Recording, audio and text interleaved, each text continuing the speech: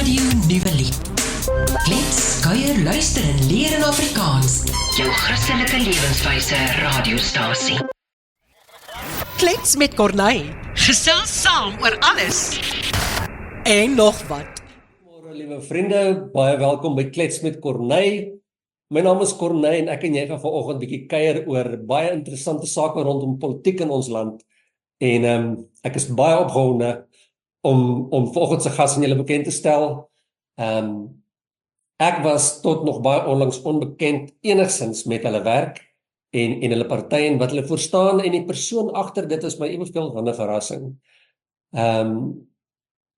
Ek het 'n onderhoud op die radio gehad seker so 2 jaar gelede met 'n persoon met die naam van Bernardo. So as julle nou lank genoeg al luister, dan sal julle onthou daarvan en hopelik het jy dit gesien. En jy sal nou verstaan hoekom dit dalk relevant kan wees in hierdie gesprek. Ek gaan die onderhoud in Engels doen. So ek hoop jy geniet die gesprek saam met my vanoggend. With us today, Evanthia Bernardo.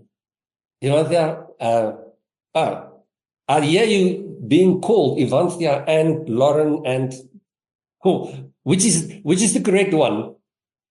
Both. Well, Lauren Both. Evanthia Bernardo is my full name. Full Evanthia name. is my second name. Okay. Yes. Lauren, welcome to Radio Nuwe. We're so glad and honored to have you with us. So welcome. Thank you so much, Corné. No more. Let's not waste time since we only have a few minutes and there's lots to talk about. If you think about politics, it is a messy business. Now, the reason I mentioned the thing with Desmond, obviously, is because there's a link. and when I had the discussion with him, it was a great discussion for me because like, yeah. I always had this thing of, in my mind, government should be 3 people: a leader, somebody to help him, and another guy. That's basically my idea of a government.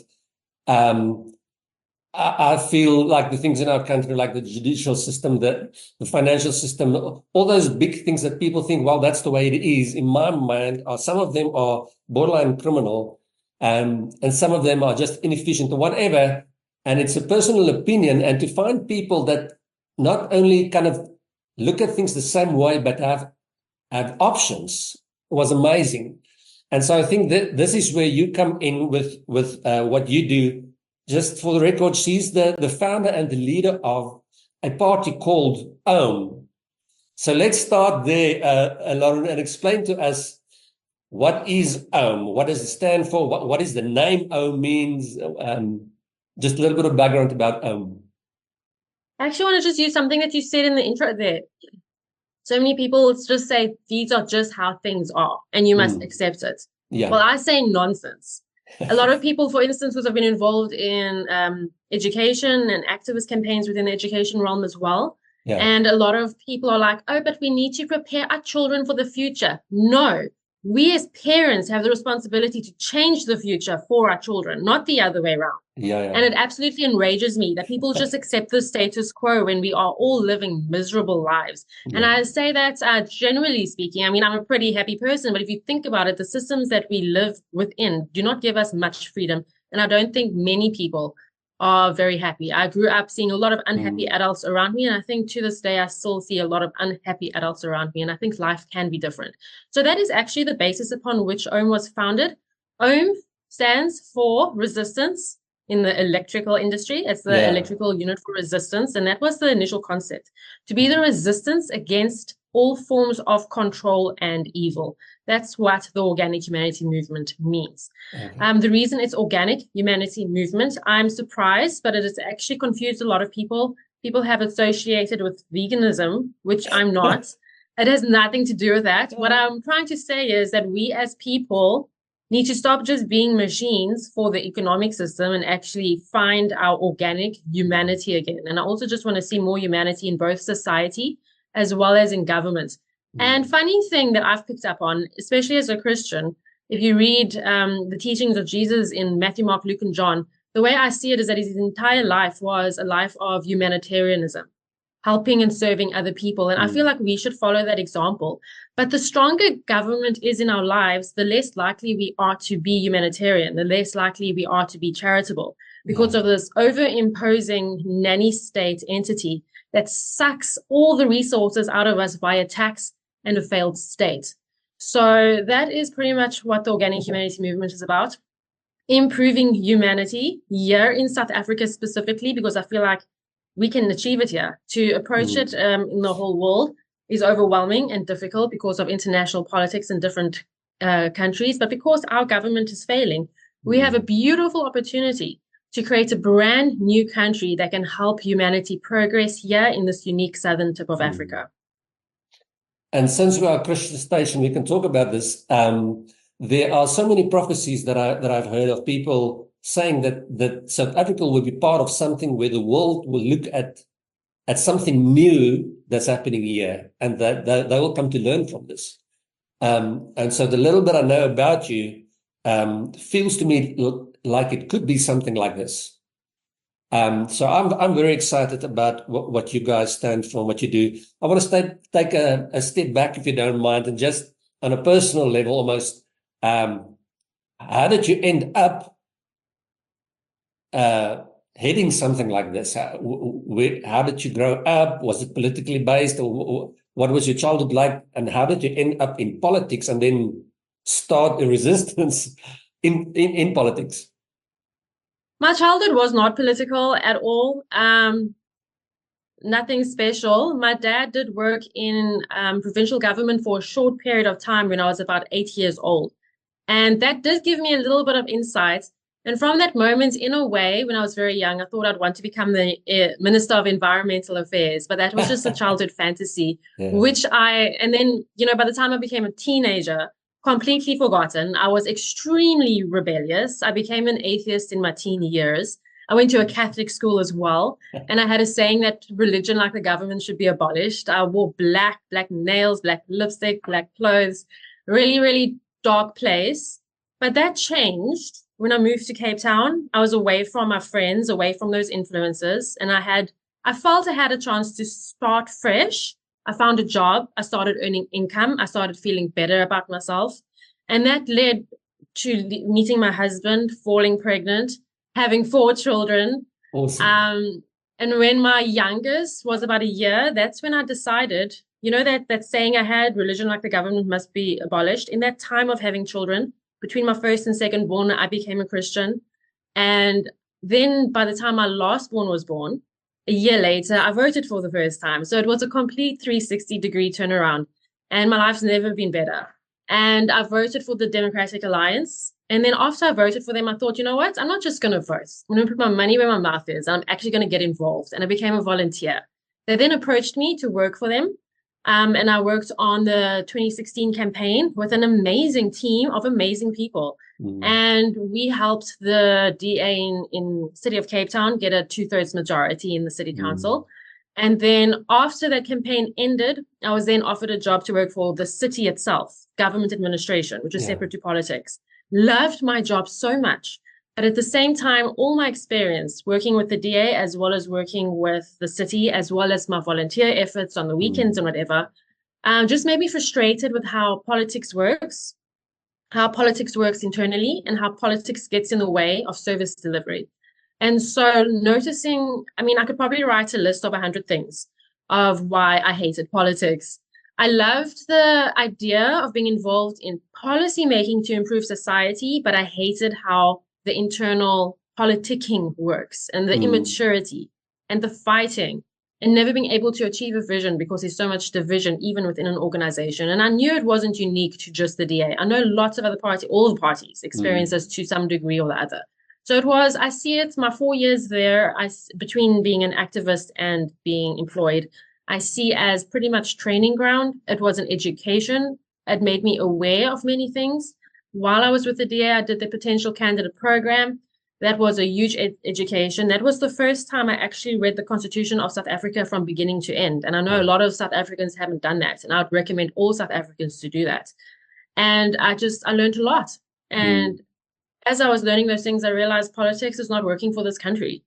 Yeah. And then just being so sick of the internal politics, I just thought to myself, I can't stay in this organization any longer. So literally it was September 2017 when I woke up literally early in the morning, just tossing and turning, thinking like, which should I join another party? And then that just seemed impossible because all of them are subject to the same failings of the system. Yeah. And that's when I thought, hey, let me start a political party myself. If you want something done right, do it yourself, eh? And there was no looking back after that moment. So I woke up my husband. It was like 5 a.m. I said, I'm starting a political party. And then I did. Well, it was just me, my lonesome self. Eventually, it was the 10th of October. I came up with the OM name. So it was September, I came up with the idea. October, I came up with the name. Later, I came up with the logo. I started approaching one person at a time about this. And by the end of 2019, or no, by the end of 2020, I think. Oh, sorry, 2018, we were registered as a political party. And the growth was so slow. The very first meeting we had in River, first meeting ever, 2 people rocked up. And then we had about 89 members, at the end of 2019. And now we are over 2,000 members strong. And we've contested the local government elections. And basically what I wanted is exactly what the name is, a resistance against evil and a resistance against control. And just to create something new in South Africa that will help humanity progress. It absolutely broke my heart to see how many people live in poverty, still breaks my heart, to see the education failing. The state of our schools, especially in disadvantaged communities, is shocking. It's a crime against humanity, but daily life continues. The government continues just extracting our tax money from us while everyone else suffers, and it's not sustainable. This country will crumble into nothing because of what's happening. And it's only us that can build it back up again. And that's what I want to do. It's very proactive. It requires involvement from anyone that becomes a member and anyone that wants to support. And it's all about applying democratic principles within our government and making sure that the barriers are removed so that the government as well as politicians are as close to the people as possibly possible. Would you explain to us why a multi-party system is not working? Why you have an alternative to that? Because I think that's the big thing. I've realized a long time ago that as it is, we can't move forward. It's like the same, when you vote, it's like an illusion. It is. It's a different name with the same thing at the back end, it feels to me. But explain to me what the problem is with a multi-party thing. There's a big picture way of looking at it and then a more personal way of looking at it. So I'll start with the more personal way just so you can apply it in your life. So you live in a suburb and perhaps there's a lot of crime happening. Perhaps there's a lot of potholes. You've never met your councillor. You know who they are, but they've never held a town hall meeting or anything to try and get to know you. They're not in the newspaper. You're not hearing from them. You might phone their office. You might be put on hold and you never get around to speaking to them. What happens then? Like if you don't like your councillor and they're really doing a terrible job, what power have you got in the current system to remove them? Absolutely none. Nothing. So they are appointed by the party, but they work for the government administration. And they are there, they're supposed to be serving you, but they actually have to keep the party happy so that they can keep their position. If you aren't happy with them, there is no real recourse in complaining to the city manager, which falls under government administration. So then the next option would be to complain at the party. So fine, best case scenario, that party listens to your concerns, fires the person, and then the party puts another person in power. You don't have control over who you elect. You don't have control over the person you're voting for. You're voting for an organization. And they do whatever they want without considering the voter.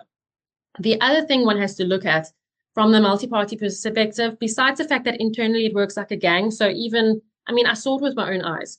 How it works is that you have to prove loyalty over years and years and years. And people who would even be unemployable in normal private sector, they will find themselves passing laws and policy on developments and making decisions for your municipality or for the country, and they're absolutely unemployable.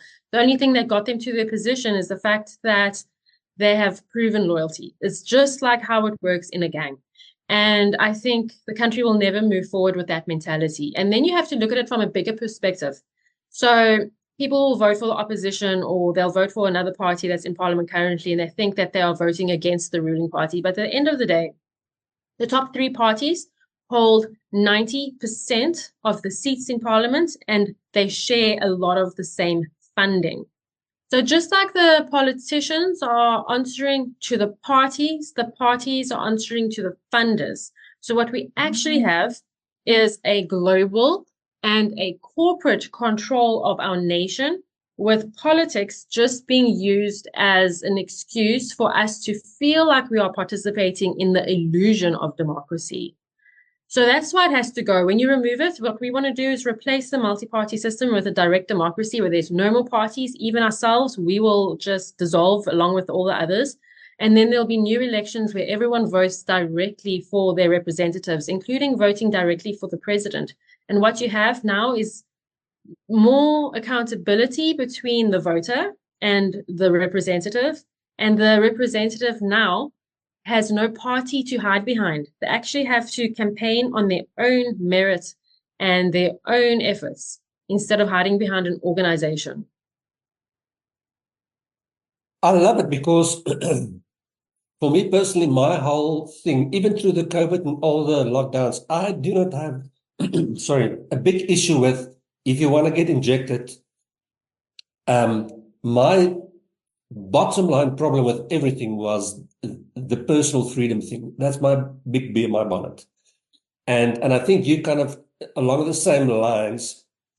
But what I find difficult is I don't know whether it's bomb shock or whatever, but it feels to me like most people have almost outsourced their lives. So the spiritual life is outsourced to the dominee. The upbringing of their kids and the education is outsourced to the schools. The health is outsourced to the doctor.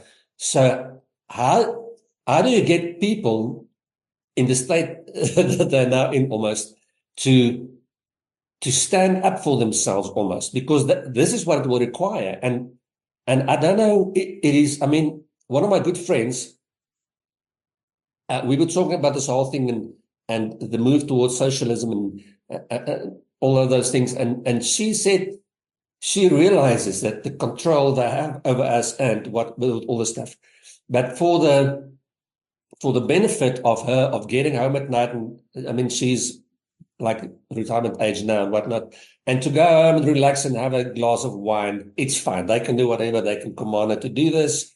And so how do you think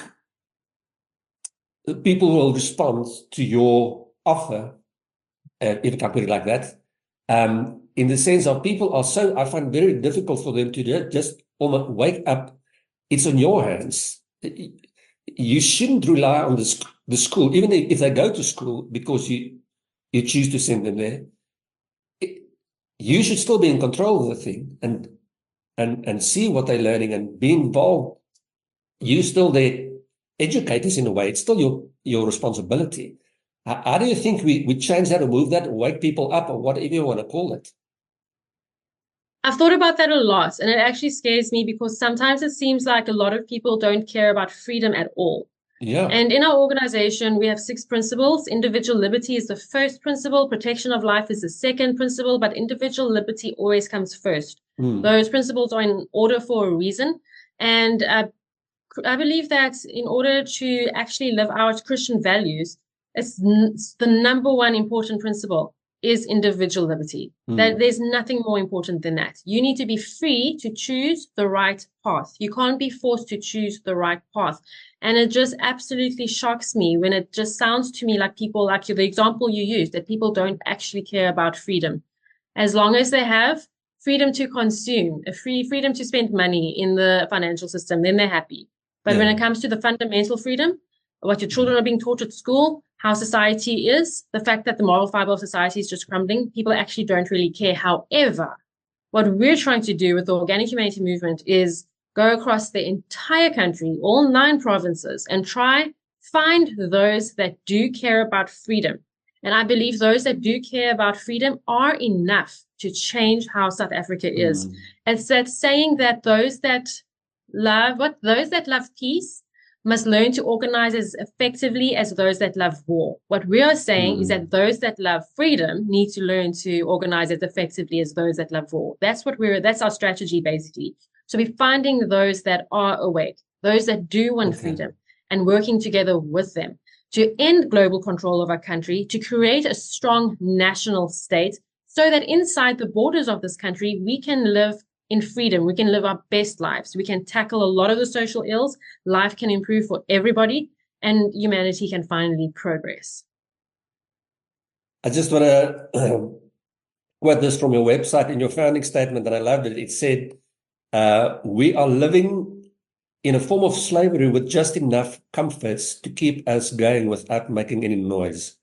Because I find that to be so true for mostly. I do also feel, though, that in my mind, the more the world is moving in a very strange direction with all the weird things that's happening, let's call it the woke thingy, there's, to my surprise, a very large kickback against that. So I think on the other side as well, more people are waking up and seeing that it's not what we thought it was. And hopefully it can, spread out to include their political outlook as well. So next question would be, let's just talk about a few of the big things. So let's say everything goes well, and I don't think, how are you looking at this election? I think the numbers are too small to have a realistic chance of doing anything huge. I would assume you are in a movement with longer term goals. So let's say eventually you get to a place where you have enough people with this message, because I think some people just don't know. If you hear the principles, it is difficult to argue against them unless, I don't know what. But let's say now you get to a point where you have a lot of support and you can change the whatever you need to change.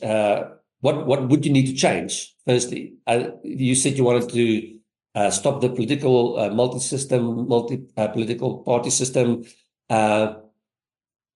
So what would change? What would the big changes be for the big things like education, like the judicial system, the financial system, the medical thing in the country? What would those big changes look like under you?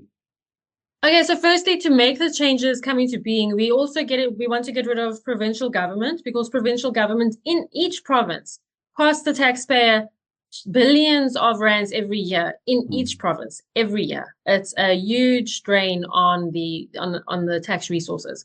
Yeah. So, and changing the political system to a direct election system where you directly elect your leaders, we're putting in a mechanism to vote out ineffective leaders on valid grounds, of course. And then when it comes to changing the government structure, so the 6 principles of Ohm, the 4 values of Ohm, as well as, and I'll go through them, as well as the structure of government that we want to put in place, will all inform how those other systems transform. So firstly, the 6 principles are, and they're in order of preference, they're in order of priority. So number 1, the first principle is top priority. That needs to be put in place before number 2. Number 2 needs to be put in place before number 3, and so on. So it's individual liberty. Because if you and I are not free to make our own decisions, what is the purpose of life? Absolutely nothing. Number 2 is protection of life. I feel it's up to all of us to ensure that we honor human life, animal life as well, and also govern in the perspective of the most vulnerable amongst us. Next is respect for the earth, because earth gives us everything we need to survive. Then next is self-reliance. We really don't believe that a welfare state is sustainable or healthy, or it doesn't empower people either. So people are staying in a state of disempowerment because of it. So we believe in self-reliance, and in many different ways at many different levels. After self-reliance comes continuous progress. So even once our system is in place, we need to look at making it better even from that moment. We always, from an individual level right up until government level, have to be in a state of continuous progress to progress humanity. And then finally, we have national unity, where we have to shed our biases and work together, no matter what our differences are, for an ultimate vision of strengthening our borders so that each of us can be free. And those are our 6 principles. Our values are love, knowledge, justice, action. Everything we do as an organization is from a place of love for our children, love for our family, love for people, and love for our country. Then knowledge is up to us to actually inform ourselves. Read the Constitution. Figure out what's going on in this country, the root cause of what's going on. Look at the history of South Africa and look at the global influence. Like, educate yourself on those things. That's extremely important. Justice, if we seek justice and actually take action, then we will achieve our goals at the end of the day. And then in our government structure, we want to make quite a few changes, like getting rid of provincial government. We also want to give national government very, very limited power. And national government will be looking after the strength of the state and borders against international threats more than anything else. And then, of course, overseeing certain resources and infrastructure that pertains to affecting the whole country. Everything else that now that national and provincial government takes care of now will be taken care of at a local government level. There will be 52 local governments, not too different to the current district borders, and then some metros will be divided up a little bit because they are far too big to govern effectively, far too dense, far too populated to govern effectively. So they need to be broken up for effective government. But then on top of that, we have 5 levels of government in total. National and local are 2 of the official ones. But the first level of government, and this is something we're going to declare in the new constitution, it's going to be ingrained in South African culture. It's going to be part of our DNA as South Africans. The first level of government is self-governance. You are responsible of your failures and your successes.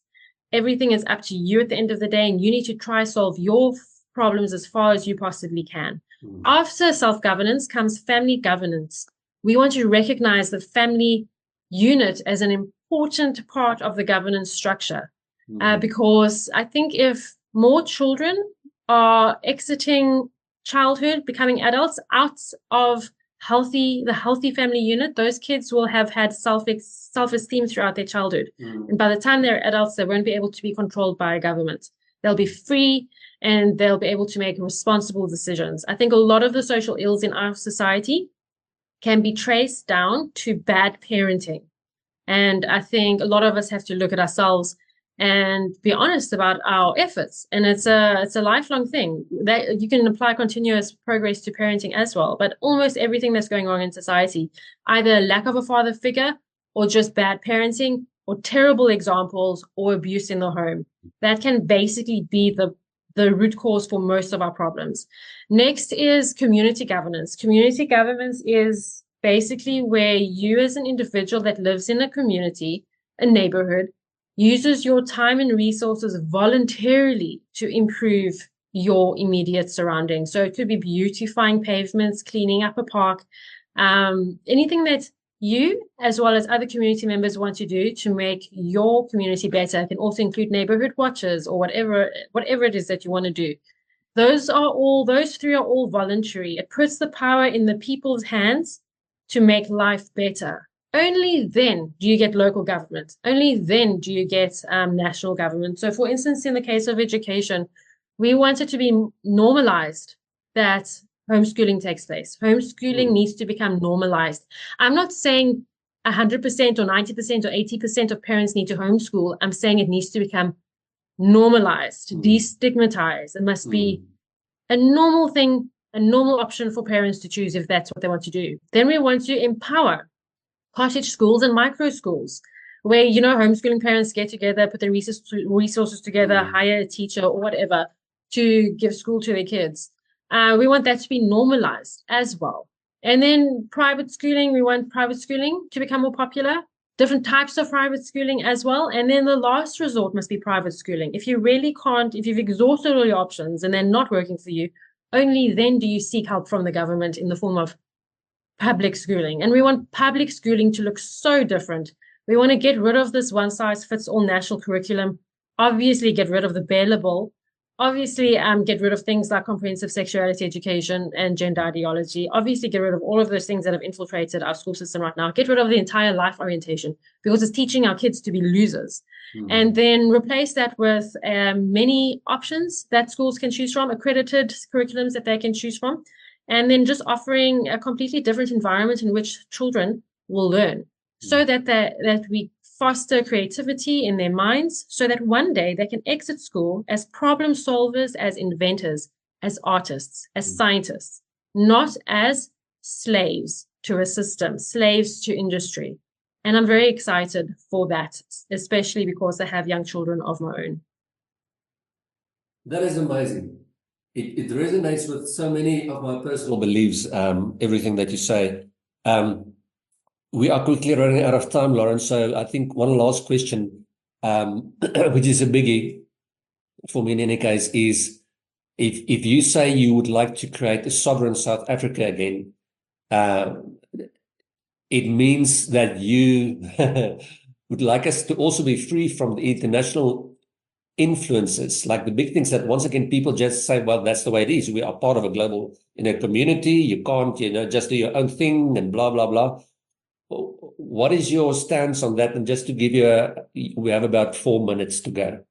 Oh, 4 minutes. Okay, I have so much to say about that. First of all, everyone, please go and download off the internet Klaus Schwab's book entitled The Fourth Industrial Revolution, because he'll explain his vision, and he is very influential, of how the world is going to work together and how countries are going to work together.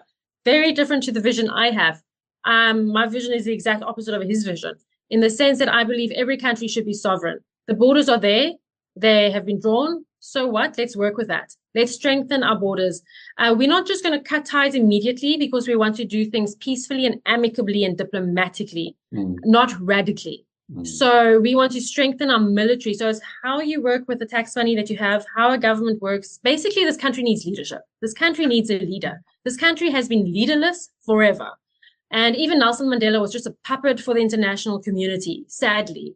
And that's something people realized many years later. Even Thabo Mbeki was a puppet for the international community. Our country is leaderless. We need a leader to use resources to strengthen our military, ensure there's new and more nuclear power development so that we don't have load shedding and so that the economy can grow, because the economy is intrinsically connected to the energy availability a country has.